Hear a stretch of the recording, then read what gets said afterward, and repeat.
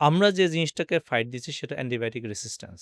আমেরিকার মতো দেশে এখন অনেক পোল্ট্রি খামার অ্যারাউন্ড 30-35% এখন নো অ্যান্টিবায়োটিক এভারে ফার্মিং করতেছে। তার মানে আপনি কোনো অবস্থাতেই তাকে অ্যান্টিবায়োটিক দিবেন না। প্রবলেমটা সলভ করার চেষ্টা করতেছেন কিভাবে? একটা মুরগিকে আপনি অর্গানিক তখনই বলতে পারবেন, ওর মধ্যে মেইনলি ৩ টা ক্রাইটেরিয়া আছে। তারা অর্গানিক বলতে বোঝায় যে অপেক্ষাকৃত অর্গানিক। এটা ভুল ব্যাখ্যা।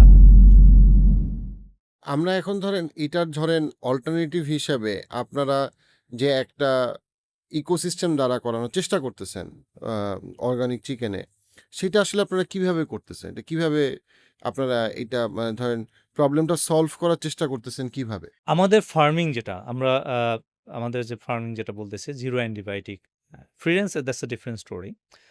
এথিক্যাল ফার্মিং এর পার্ট হিসেবে ফ্রি রেঞ্জ করা। আমরা যে জিনিসটাকে ফাইট দিচ্ছি সেটা অ্যান্টিবায়োটিক রেসিস্ট্যান্স। ওয়ার্ল্ড ওয়াইড এখন কিন্তু নো অ্যান্টিবায়োটিক এভার ফার্মিং। এটা কিন্তু মোমেন্টাম পাচ্ছে। আমেরিকার মতো দেশে এখন অনেক পোল্ট্রি খামার অ্যারাউন্ড 30-35% এখন নো অ্যান্টিবায়োটিক এভারে ফার্মিং করতেছে। তার মানে আপনি কোনো অবস্থাতেই তাকে অ্যান্টিবায়োটিক দিবেন না। মানে আপনি যদি অ্যান্টিবায়োটিক না দেন, তার মধ্যে তো রেসিস্ট্যান্স হওয়ার কোনো সুযোগ নাই। ঠিক না? ইভেন আপনি যে ফিডগুলো দিচ্ছেন, এর মধ্যেও যদি আপনি অ্যান্টিবায়োটিক ব্যবহার না করেন, একটা ক্লিন এবং গ্রিন একটা ফিড যদি তাকে দেন, তবুও তার মধ্যে অ্যান্টিবায়োটিকের সোর্সই নাই। তো আমরা যেটা করতেছি অ্যান্টিবায়োটিক সোর্সটাকে কাট করে দিচ্ছি। এখানে রেসিডিউ কনসেপ্ট বলে কোনো কনসেপ্টই নাই।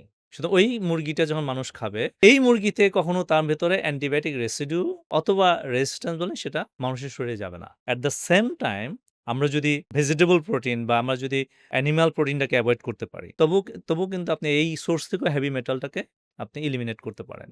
তো এই ২ টা সোর্স যদি এলিমিনেট হয়, তো এই মুরগিটাকে আমি বলতে পারি যে হেলথি, দ্য বেস্ট চিকেন। বাংলাদেশে অর্গানিক এর ক্ষেত্রে একটু লিমিটেশন আছে। কারণ ইনগ্রেডিয়েন্ট এর ক্ষেত্রে ভুট্টা, এখানে কিন্তু পেস্টিসাইড এবং ফার্টিলাইজার ইউজ হয়। এটাও একটা চ্যালেঞ্জ। এখান থেকেও কিন্তু হেভি মেটাল আসতে পারে। তো এইটা নিয়ে কাজ করার সুযোগ আছে। বাট এটা আসলে একটা কারণ আমাদের মতো কোম্পানি একটা ছোট আমরা কিন্তু অনেক ছোট কোম্পানি। আমি কিন্তু বড় কোম্পানি না। তো আমাদেরও প্রায় ৪০০ কেজি মানে ৪০০ টনের উপর ভুট্টা লাগে ইয়ারলি। এটা আস্তে, আস্তে গ্রো করবে। আসলে একসময় দেখা যাবে ১,০০০ টনের উপরে চলে যাবে। এই অংশটা একটু লং টার্ম প্ল্যানে কাজ করতে হবে। কারণ বাংলাদেশের সয়েল বলেন, বাংলাদেশের যে ইকোসিস্টেম, এগ্রিকালচার ইকোসিস্টেম গ্রো করছে, এখানে আসলে মাটি বলেন বা বলেন কোনটাই আর ঠিক নেই। এটা একটু সময় লাগবে। তো আমাদের ইচ্ছা আছে যে আমরা এট লিস্ট কারণ zero antibiotic right now we are following.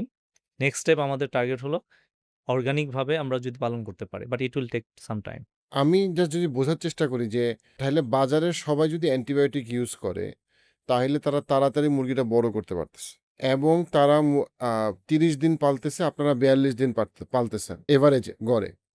আপনি ৪২ দিন পালতেছেন, আপনার মুরগি হইলো ছোট, অপেক্ষাকৃত ছোট। আর ওরা ৩০ দিন পালতেছে, ওদের মুরগি হইলো বড়। তাহলে তো ওদের সাথে তো আপনি বাজারের দামে টিকবেন কেমনে? আমরা যখন জিরো অ্যান্টিবায়োটিক এ মুরগি পালবো, ডেফিনিটলি এটা গ্রোথ কম হবে।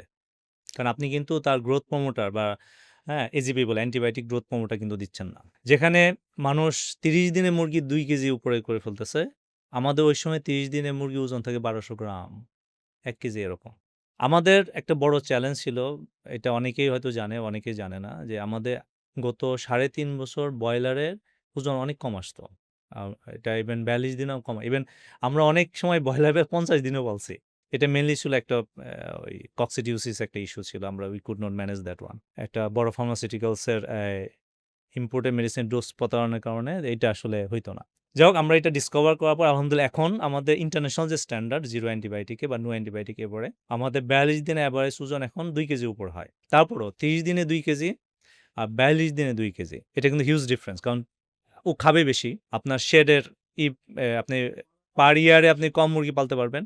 লেবার কস্ট বেশি, ইলেকট্রিসিটি কস্ট বেশি। ইভেন মর্টালিটি রেটও আপনার বেশি থাকবে। সুতরাং এই মুরগির দাম ডেফিনিটলি ইভেন শুধু বাংলাদেশ না, ওয়ার্লড ওয়াইড এই টাইপের মুরগির দাম বেশি। আপনি যদি আমেরিকা বলেন, যত দেশেই দেখেন ট্র্যাডিশনাল চিকেন ভার্সাস এই জিরো অ্যান্টিবায়োটিক বা গ্রিন চিকেন যদি বলেন, কমপক্ষে ডাবল প্রাইস। আমেরিকার ক্ষেত্রে রেগুলেশনটা অনেক স্টাফ। যেমন আমার কিছুদিন আগে প্যাম নেদারল্যান্ডের সাথে কাজ করতেছিলাম। তাদের নেদারল্যান্ড অনেক স্ট্রং।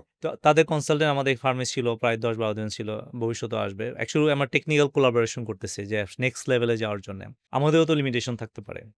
একটা বাংলাদেশী স্ট্যান্ডার্ড, একটা ইন্টারন্যাশনাল স্ট্যান্ডার্ড। তো ওখানে উনারা বলতেছিলেন কেউ যদি অ্যান্টিবায়োটিক দেয় ২০ দিন রেসিডিউ পিরিয়ড পার করতে হয়। ২০ দিনের মধ্যে না। তো যেখানে হচ্ছে যে আমরা যেমন প্যাম নেদারল্যান্ডের সাথে কথা বলতেছি, আপনি একটা উদাহরণ দেই আপনাকে। আউটসাইড অফ বাংলাদেশ চিন্তা করতেছিলাম। বিশেষ করে জিসিসি কান্ট্রি স্পেশালি সৌদি নিয়ে চিন্তা করতেছিলাম। তো ওখানেও কিন্তু নরমাল মুরগি যেখানে হোলসেল বিক্রি হয় 8 রিয়াল, সৌদি রিয়াল পার কেজি। জিরো অ্যান্টিবায়োটিক এই মুরগি বিক্রি হচ্ছে প্রায় 15 থেকে 18 রিয়াল। Double price. অর্গানিক হলে তো আরও বেশি। এটা সারা পৃথিবীতেই আপনার এই মুরগির দাম বেশি। কারণ এটা আমি অনেকটা বলি যে আমি ফার্মিং করি হলো পুলসিয়াতেও পড়ে। কেন পুলসিয়াতেও পড়ে? আপনার রোগ তো হইতেই পারে, ঠিক না? আপনি প্রিভেনশন আমরা কি প্রিভেনশন ইজ বেটার দ্যান কিউর। আমরা এমনভাবে ফার্মিং করি, এমনভাবে বায়োসিকিউরিটি মানি, এমনভাবে তাকে মনিটরিং করি। আমরা রেগুলার মুরগি মানে সুস্থ মুরগি কেটে আমরা চেক দিচ্ছি তার ভেতরে কিছু মানে প্রবলেম দেখা দিচ্ছে কিনা, হ্যাঁ? সো দ্যাট আমরা আপফ্রন্ট একটা অ্যাকশনে যেতে পারি। এরপরেও যদি কোনো কারণে যদি আপনার রোগ হয়ে যায়, আপনি কিন্তু অ্যান্টিবায়োটিক দিতে পারবেন না। আমি একটা কথা সবসময় বলি, এটা সরি এটা নেগেটিভ ওয়েতে নেবেন না। আমি একটা কথা বলি, মহারানী আর চাকরানী। মানে don't take it negative way, profession আমি ছোট করতে চাই নাই। ২ টাই কিন্তু রানী।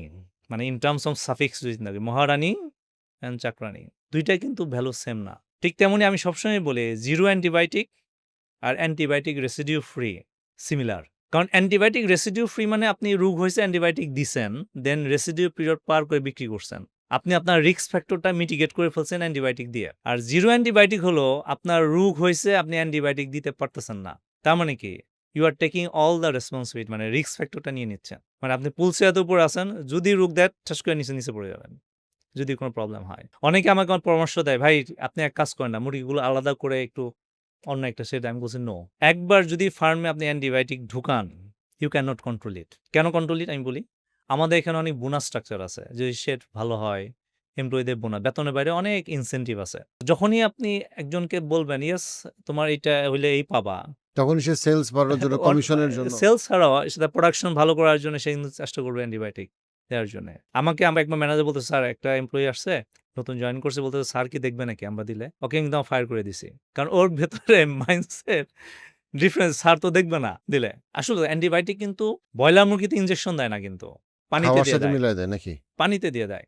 পানিতে দিলে আপনি কিভাবে টের পাবেন? পাবেন না তো। আমাদেরকে ইভেন এমপ্লয়িদেরকে রেগুলার বুঝাইতে হয়, বাবা তুমি যে এই মুরগিটা পালতেছ, এটা কিন্তু তুমি সওয়াব পাবা। এটা মানুষের উপকার করতেছ।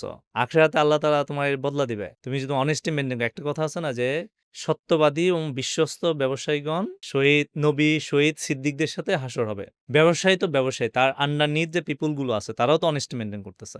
আল্লাহ কিন্তু এটা ইফেক্ট কিন্তু তাদের কাছেও যাবে এবং তাদের পরিশ্রমও বেশি। যখন মুরগি মারা যায় বা অসুস্থ হয়, তাদের পরিশ্রম অনেক বেশি থাকে। আমার তো পরিশ্রম, আমার ফিন্যান্সিয়াল লস, কিন্তু ইমপ্যাক্টও যে এমপ্লয়ি, ওকে মুরগি বাছাই করতে হচ্ছে, মুরগিটা ফেলে দিতে হচ্ছে, করতে হচ্ছে, ডাম্পিং করতে হইতেছে, লিটারের প্রবলেম, লিটার চেঞ্জ করতে হইতেছে, মনিটর দেখে রাত জেগে মনিটর করতে হচ্ছে। হিউজ কাজ। বাইরে যে ৩ টা চিকেন, একটা হচ্ছে ট্র্যাডিশনাল চিকেন, যেটা মানে জাস্ট হাই গ্রোথ বা ইয়ে। আপনার ২ নাম্বার যেটা, সেটা হচ্ছে গিয়ে antibiotic free chicken, no antibiotic chicken. আবার ৩ নাম্বার আপনি বলতেছেন আরেকটা হচ্ছে অর্গানিক চিকেন। বাংলাদেশে আসলে ৪ টাইপ, ৪ ধরনের। হ্যাঁ। আরেকটা হচ্ছে ফ্রি রেঞ্জ চিকেন। প্রিফারেন্সটা ডিফারেন্ট ভাবে নিচ্ছি আমি, ঠিক আছে? বাট আসলে মানে ইন্টারন্যাশনালি স্ট্যান্ডার্ডটা কি? মানে গরুর যেমন অনেক স্ট্যান্ডার্ড আছে।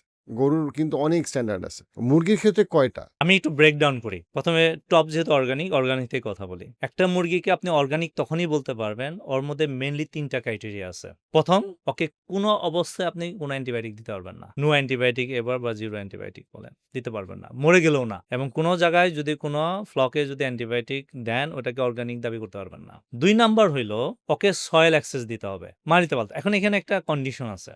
মানে কিছু ফ্লেক্সিবিলিটি আপনার ইউএসডি অর্গানিক গাইডলাইন দেয়। সেটা হলো, আপনার ধরেন শীত প্রধান দেশ।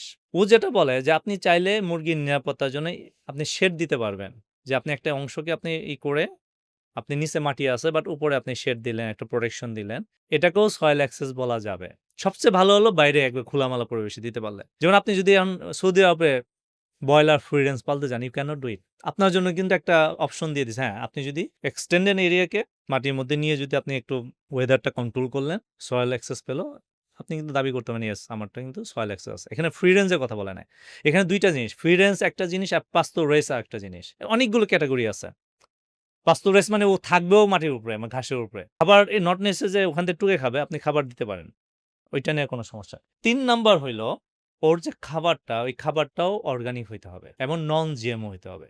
এখন অর্গানিক বলতে কি বোঝাচ্ছেন? যেমন ভুট্টা, ইনগ্রেডিয়েন্টও অর্গানিক হইতে হবে। ভুট্টা আপনি চাষ করবেন, এখানে কোনো সিনথেটিক ফার্টিলাইজার এবং কীটনাশক, পেস্টিসাইড দিতে পারবেন না। আপনি যে ভুট্টাটা চাষ করবেন বা যেটা উৎপাদন করেন। তো আপনি গমও যদি দেন, আপনি যদি ধানও যদি দেন, ঠিক আছে? সেক্ষেত্রে আপনি তাকে পেস্টিসাইড যেমন অনেকে বলে দেশি মুরগি অর্গানিক, টোটালি রং কনসেপ্ট। ওকে যদি আপনার ক্ষেতের ধান দেন, ধানটা কি আপনি সার দিয়ে দিছেন না আপনি?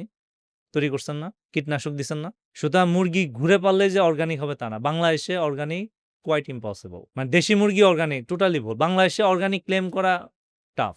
হয়তোবা এটা মানে তারা অর্গানিক বলতে বোঝায় যে লেস কন্টামিনেটেড, অপেক্ষাকৃত এটা অর্গানিক। ভুল ব্যাখ্যা।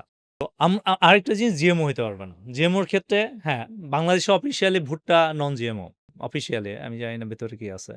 বাংলাদেশে অনেক কিছুই রং ডিক্লারেশন হয়। ঠিক আছে? সোয়াবিন মিল যেটা আসে সোয়াবিন যেগুলা ইয়েতে ওগুলো সব জিএমও। আমেরিকা থেকে বা আর্জেন্টিনা থেকে যে সোয়াবিনগুলো আসে এগুলো জিএমও। যদি একটা রিসার্চ চলতেছে যে জিএমও ফিড দিয়ে কিভাবে অর্গানিক করা যায় এবং they expect to get it. যদি সাপোজ টু লাস্টে আসা কথা ছিল আমি পরে চেক দিয়ে নাই। যাই হোক যেটা বলতেছিলাম যে এই ৩ টা হ্যাঁ, আরেকটা জিনিস আছে যেটা বাচ্চার ক্ষেত্রে বলে। অনেকের ধারণা বাচ্চা মুরগি অর্গানিক হইতে গেলে তার বাচ্চা বাপ-দাদা ১৪ গোষ্ঠী অর্গানিক হইতে হবে। এই যে হ্যাঁ, এটা হলো সবচেয়ে বেস্ট অপশন। কিন্তু ইউএসডিএ অর্গানিক গাইডলাইন বলে ট্র্যাডিশনাল হ্যাচারি থেকে কিনে এনে ডেওল চিক কিনে এনে সেকেন্ড ডে থেকে যদি অর্গানিক ফর্মুলায় পালে এটাকে অর্গানিক ধরা যাবে। এই ভিডিও ক্লিপসগুলো যদি আপনি মিস করতে না চান, পার্সপেক্টিভ ক্লিপসে সাবস্ক্রাইব করুন।